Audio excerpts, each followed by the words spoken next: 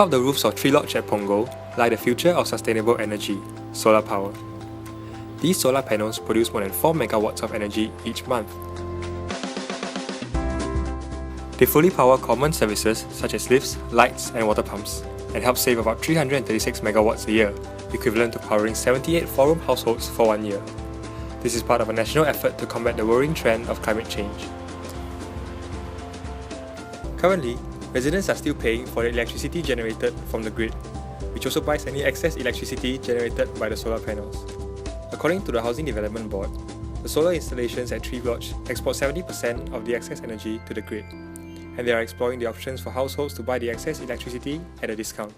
The solar energy generated by our HDB rooftops equipped with solar panels are actually used to generate energy to power the common services of the block per se. But we are looking towards actually having residents purchase solar energy that is actually generated.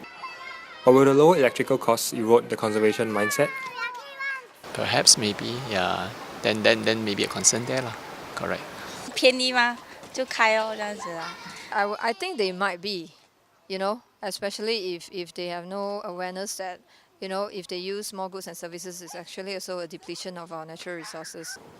According to the HDB, if the energy conservation mindsets of residents are lowered because of the more affordable solar energy, it may even deplete more energy during hazy or rainy days.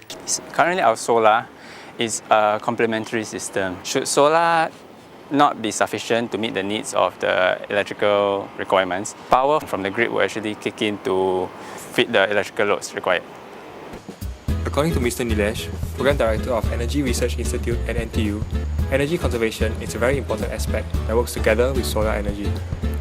He says it is important to prevent the erosion of the culture of conservation, and there are two ways for HDB to strategize their future implementation. I think there could be a few mechanisms. One would be to price the solar electricity at an appropriate price, so that people don't get the notion that it's very cheap or free. Secondly, I think the marketing of solar energy should be done in a way that it's a clean energy option. It doesn't give you the rights or the privilege to actually use excessive energy, because there is a limited rooftop. So although the sun is unlimited, the rooftop area in Singapore is limited. At the end of the day, it is our responsibility to continue to conserve electricity even in the light of solar energy, and not become complacent towards our ever-growing energy needs.